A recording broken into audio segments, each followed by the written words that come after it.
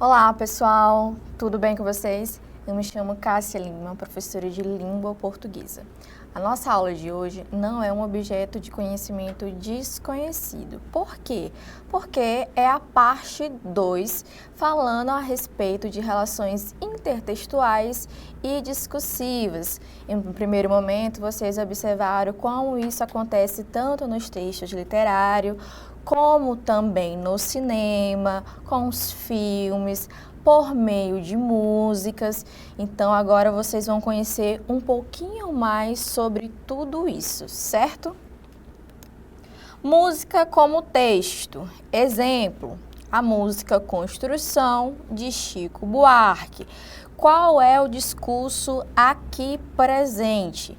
Nós temos uma crítica à alienação da vida moderna e a intertextualidade presente é uma referência à arquitetura social do Brasil dos anos 1970. Ou seja, professora, então quer dizer que essas relações intertextuais e discursivas, elas são presentes no mesmo contexto?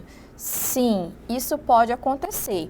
Uma vez que um discurso ele é um texto, então ele também faz parte dessas relações intertextuais. Só tem uma diferença, que o discurso ele tem uma intenção, um posicionamento, ele tem um contexto, mas ele não deixa também de ser uma parte escrita ou uma parte falada, que é ou lida ou enunciada. Para além disso, nós temos também filmes e literatura. Exemplo, o filme Cidade de Deus, de Fernando Meirelles.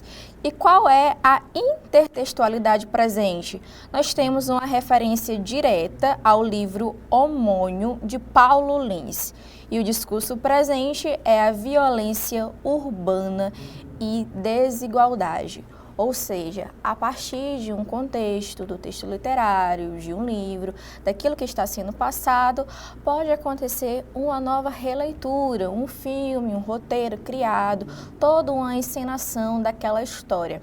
É por isso que normalmente aqueles best-sellers da literatura, tanto da literatura brasileira quanto outras literaturas, eles ganham uma nova representação, que vai ao cinema, tem aquele filme, que todo mundo fica ansioso para assisti-lo. Por quê?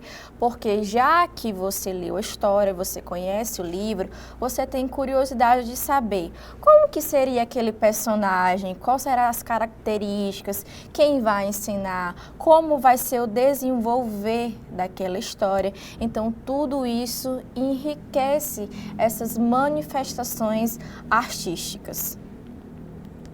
Além disso, nós temos a interdiscursividade, que é quando diferentes discursos convivem no mesmo texto. Exemplo, música, Diário de um Detento, de Racionais, que vai juntar um discurso jornalístico, pessoal e político baseado no massacre do Carandiru. Como começou esse massacre, essa chacina? Foi um evento que ocorreu a partir de uma rebelião no sistema penitenciário. Então, como essa rebelião ganhou grandes proporções, precisou da intervenção militar que ocasionou na morte de vários detentos. Então, Racionais, por meio da música, por meio desse acontecimento histórico, político e social, fez uma música a respeito disso. E agora na tela vocês vão conhecer um pouquinho desse trecho dessa música.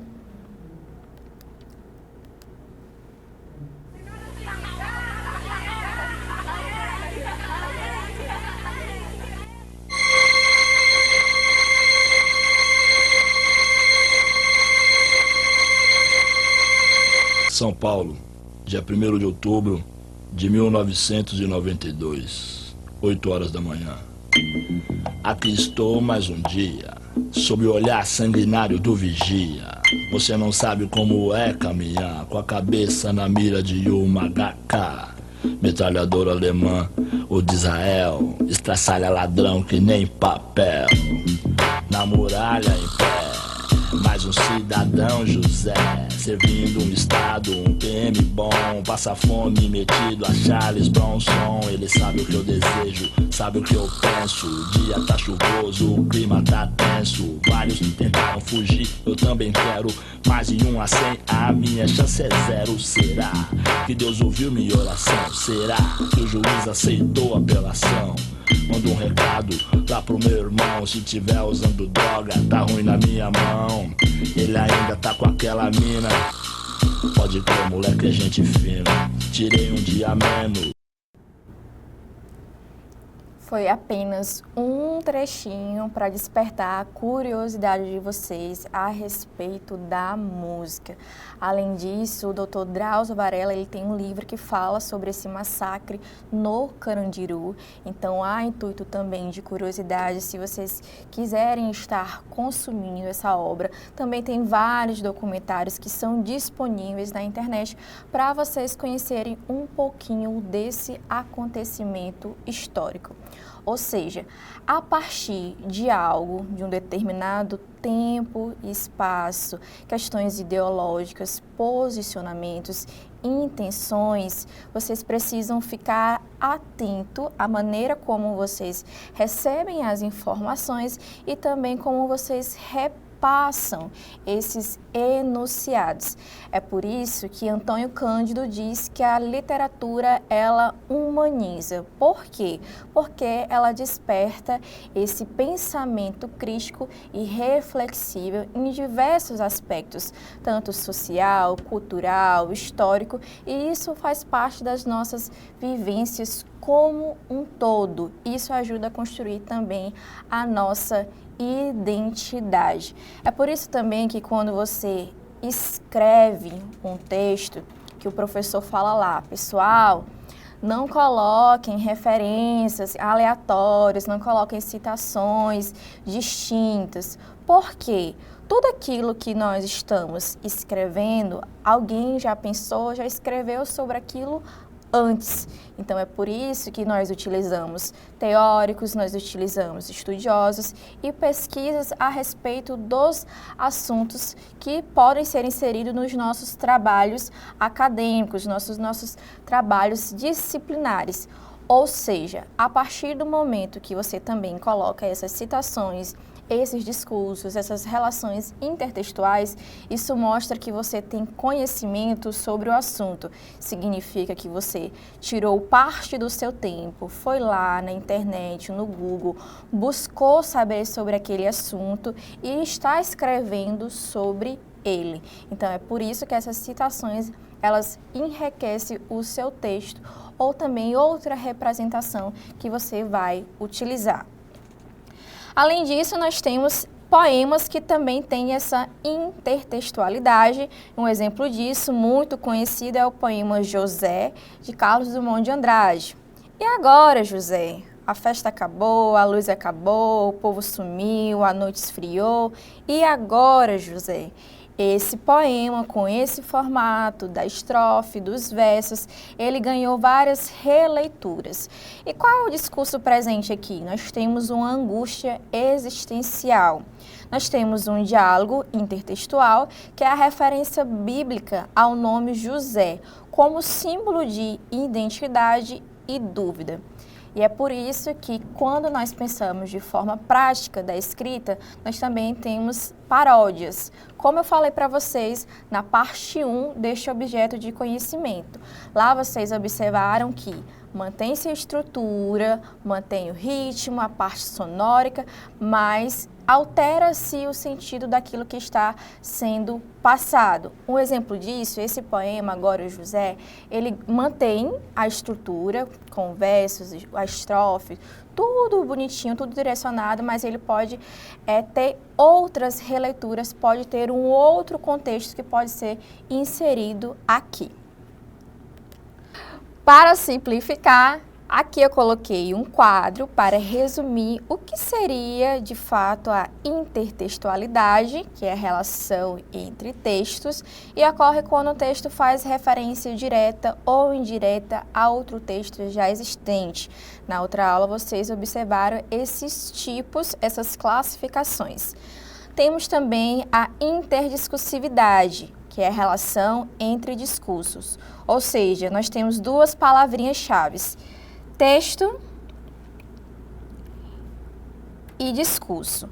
Os discursos ele vai envolver tanto a circulação, o cruzamento e o diálogo entre diferentes formações discursivas, conjuntos de ideias, posições ideológicas ou campos de saber.